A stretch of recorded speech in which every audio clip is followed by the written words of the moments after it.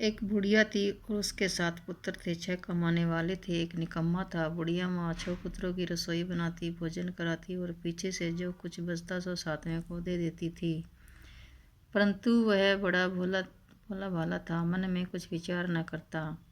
एक दिन अपनी बहू से बोला, देखो मेरी माता का मुझ पर कितना प्यार है। वह बोली, क्यों नहीं,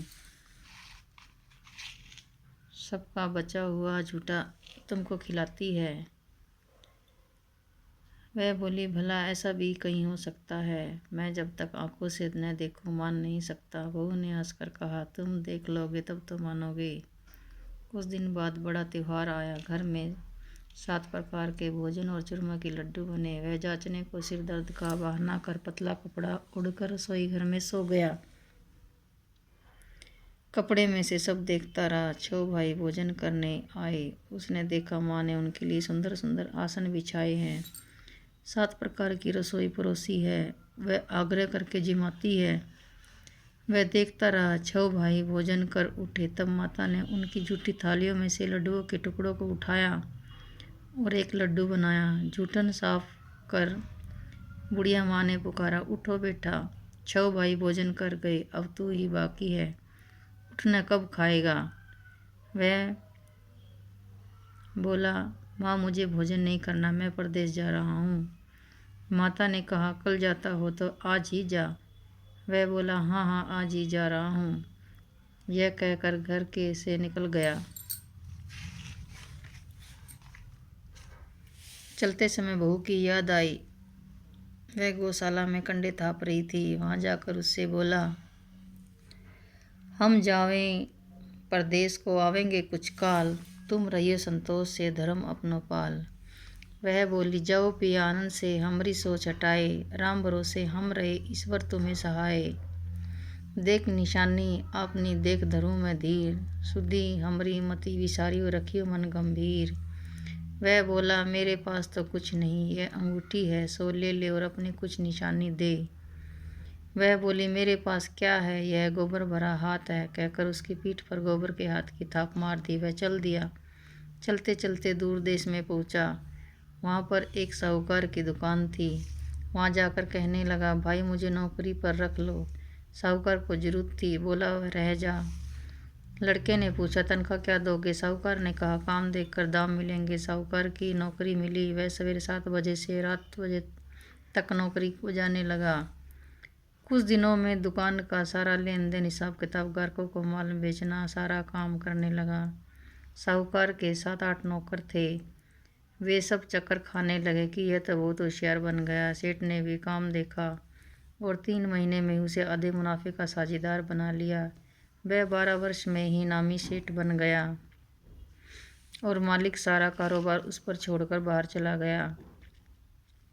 अब बहू पर क्या बीती सो सुनो। सास ससुर उसे दुख देने लगे। सारी गृहस्थी का काम करके उसे लकड़ी लेने जंगल में भेजते। इसी बीच घर की रोटियों के आटे से जो भूसी निकलती, उसकी रोटी रख दी जाती और फूटे नारियल की नरेली में पानी। इस तरह दिन बीतते रहे। एक दिन वह लकड़ी लेने जा रही थी कि रास्ते में बहुत सी स्त्रियां संतोषी माता का व्रत करती दिखाई दी। वह वहाँ खड़ी होकर कथा सुनकर बोली, बहनों, यह तुम किस देवता का व्रत करती हो और इसके करने से क्या फल होता है? इस व्रत के करने की विधि क्या है? यदि तुम अपने इस व्रत का विधान मुझे समझाकर कहोगी तो मैं आपका बड़ा एहसान मानूंगी। तब उनमें से एक स्त्री बोली, सुनो, यह संतोषी माता का व्रत है। इसके करने से धनता दरिद्रता का नाश होता है, लक्ष्मी आती है, मन की चिंताएं दूर होती हैं, घर में सुख होने से मन को प्रसन्नता और शांति मिलती है, निपुत्र को पुत्र मिलता है, पति बाहर गया तो जल्दी आवे, कंवारी कन्या को मन पसंद वर मिले, राजद्वार में मुकदमा चलता हो तो जल्दी खत्म हो जाए, सब तरह सुख शांति हो, घर में धन जमा हो, पैसा जायदाद का लाभ हो, रोग दूर हो जावे और जो कुछ मन में कामना हो इस संतोषी माता की कृपा से पूरी हो जाए। इसमें संदेह नहीं। वह पूछने लगी, यह व्रत कैसे किया जाए, ये भी बताओ तो बड़ी कृपा होगी। स्त्री कहने लगी, 1.25 आने का गुड़ चना लेना, इच्छा हो तो 5 रुपये का लेना या 1.25 रुपये से भी सलित अनुसार लेना, बिना परेशानी श्रद्धा और प्रेम से जितना बन सके सवाया लेना। 1.25 पैसे से 5 आना तथा इससे भी ज़्यादा शक्ति भक्ति अनुसार लेना। हर शुक्रवार को निराहार रह कथा कहना सुनना। इसके बीच कर्म टूटे नहीं, लगातार नियम पालन करना। सुनने वाला कोई न मिले तो घी का दीपक जला उसके आगे जल के पात्र को रख कथा कहना सुनना, परंतु नियम तो न टूटे।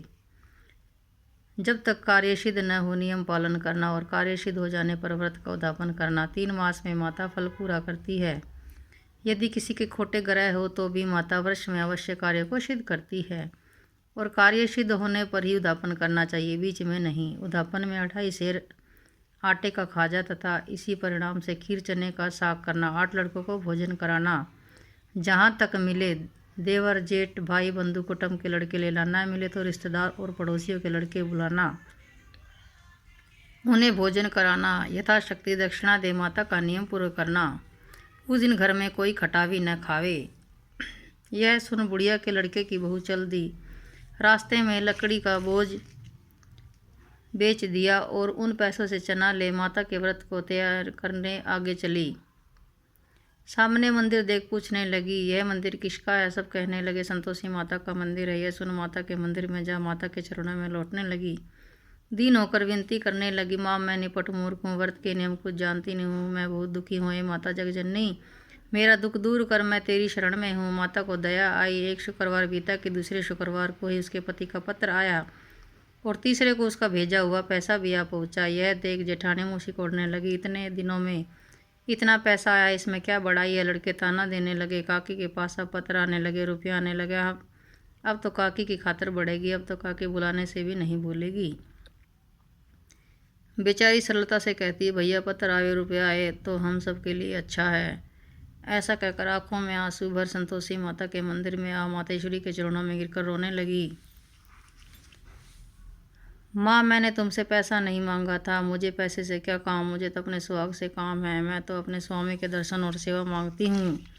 तब माता ने प्रसन्न हो कहा, जा बेटी तेरा स्वामी आएगा। यह सुन खुशी से बावली घर में जा काम करने लगी। अब संतोषी माँ विचार करने लगी, इस भोली पुत्री से मैंने कह तो दिया तेरा पति आवेगा, पर आवेगा कहाँ से? वह तो इसे सपन में भी याद नहीं करता, उसे याद दिलाने मुझे जाना पड़ेगा। इस तरह माता बुढ़िया के बेटे के पास जा सपन में प्रकट हो कहने लगी, साहूकार के बेटे सोता है या जागता है? वह बोला, माता सोता भी नहीं जागता भी नहीं हूँ, बीच में ही हूँ, कहो क्या आज्ञा है?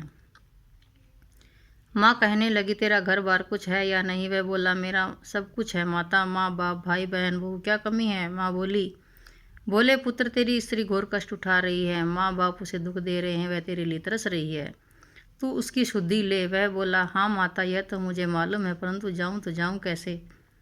परदेश की बात है, लेन देन का कोई हिसाब नहीं, कोई जाने का रास्ता नज़र नहीं आता, कैसे चला जाऊँ? माँ कहने लगी, मेरी बात मान, सवेरे नहा धोकर माता का नाम ले, घी का दीपक जला, दंडवत कर दुकान पर जा बैठना, देखते देखते तेरा लेन देन सब चुक जाएगा, जमा माल बिक जाएगा, सांझ होते होते धन का ढेर लग जाएगा। जब सवेरे बहुत जल्दी उठ उसने लोगों से अपने सपने की बात कही तो सब उसकी बात को अनसुनी कर खिल्ली उड़ाने लगे।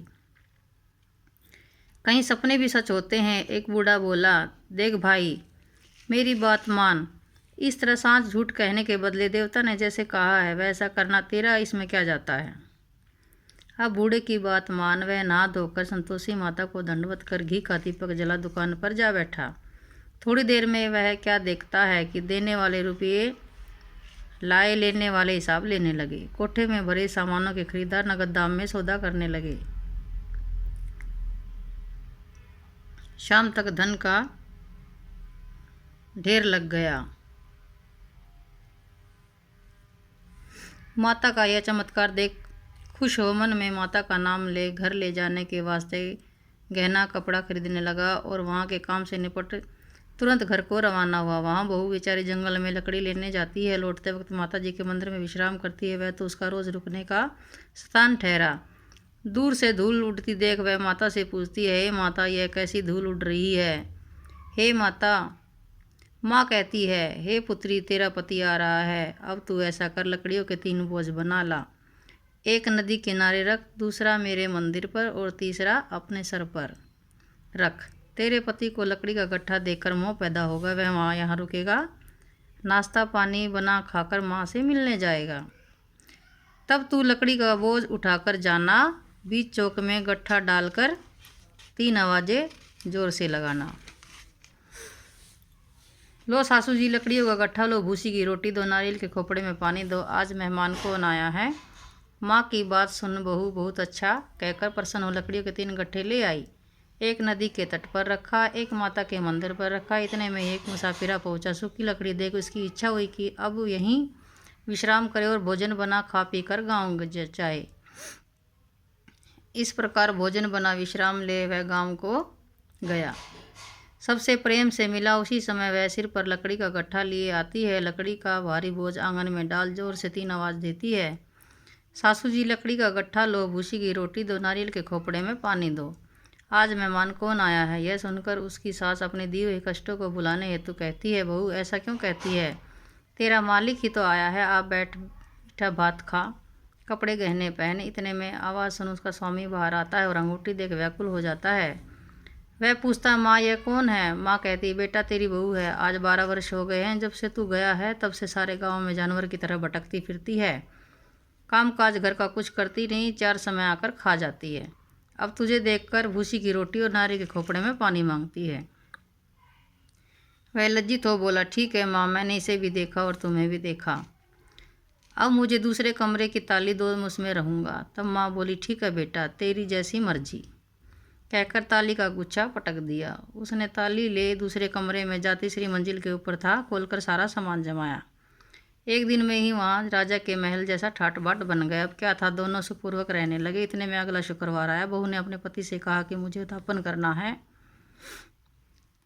पति बोला, बहुत अच्छा, खुशी से करो। वह तुरंत ही उद्यापन की तैयारी करने लगी। जेठ के लड़कों को भोजन के लिए कहने की उसने मंजूर किया, परंतु पीछे जेठानी अपने बच्चों को सिखलाती है, देखो रे, भोजन के समय सभी खटाई मांगना, जिससे उसका उद्यापन पूरा न हो। लड़के जीवने आए, खीर पेट भरकर खाए, परंतु याद आते ही कहने लगे, मैं खटाई खाने को जी करता है, खाना हमें भाता नहीं है, देखकर रुचि होती है।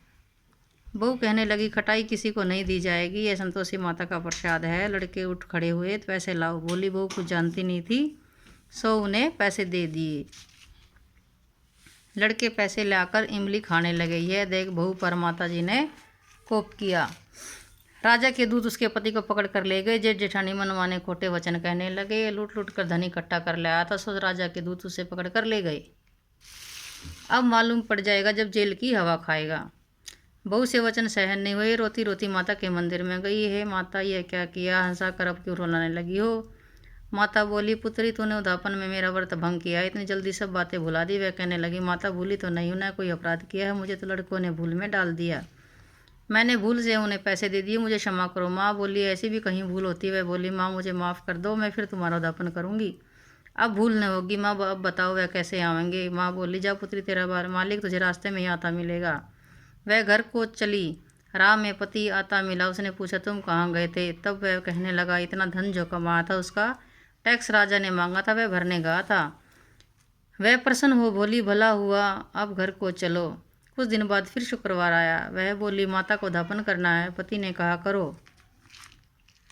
वह फिर जेठ के लड़कों को कहने गई। जेठानी ने 1-2 बातें सुनाई और लड़कों को सिखा दिया कि तुम पहले ही खटाई मांगना। लड़के कहने लगे, खीर खाना नहीं, बाताजी बिगड़ता है, कुछ खटाई खाने को दो। वह बोली, खटाई खाने को नहीं मिलेगी, आना हो तो आओ। वह ब्राह्मण के लड़के लाकर भोजन कराने लगी। यथाशक्ति दक्षिणा की जगह एक एक फल उन्हें दिया। इससे संतोषी माता प्रसन्न हुई। माता की कृपा होते ही 9वें मास उसको चंद्रमा के समान पुत्र प्राप्त हुआ। पुत्र को लेकर प्रतिदिन माता जी के मंदिर को जाने लगी। माँ ने सोचा कि वह रोज आती है, आज क्यों न उसके घर चलूँ, इसका आसरा देखूँ तो सही है। विचार कर माता ने भयानक रूप बनाया। गुड़ और चने से सना मुख, पर सूंड के समान होठ, उस पर मक्खियाँ भिन भिना रही थी। दहलीज में पाँव रखते ही उसकी सास चिल्लाई, देखो रे, कोई चुड़ैल डाकिन चली आ रही है, लड़कों इसे भगाओ, नहीं तो यह किसी को खा जाएगी। लड़के डरने लगे और चिल्लाकर खिड़की बंद करने लगे। वो रोशनदान में से देख रही थी, प्रसन्नता से पगली होकर चिल्लाने लगी, आज मेरी माता मेरे घर आई है। यह कहकर बच्चे को दूध पीने से हटाती है। इतने में सास का क्रोध फूट पड़ा। बोली, रांड इसे देखकर कैसी उतावली हुई है, जो बच्चे को ही पटक दिया। इतने में माँ के प्रताप से जहाँ देखो लड़के ही लड़के नजर आने लगे।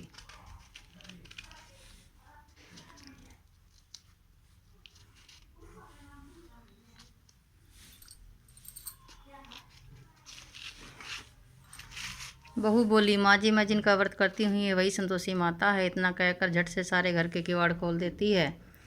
सबने माता के चरण पकड़ लिए और विनती कर कहने लगे, हे माता, हम सब मूर्ख, हम अज्ञानी हैं, पापी, तुम्हारा व्रत भंग कर हमने बहुत बड़ा अपराध किया है। हे माता, आप हमारा अपराध क्षमा करो। इस प्रकार माता प्रसन्न हुई। माता ने बहू को जैसा फल दिया वैसा माता सबको दे, जो पढ़े उसका मनोरथ पूर्ण हो। बोलो संतोषी माता की जय। संतोषी माता की जय।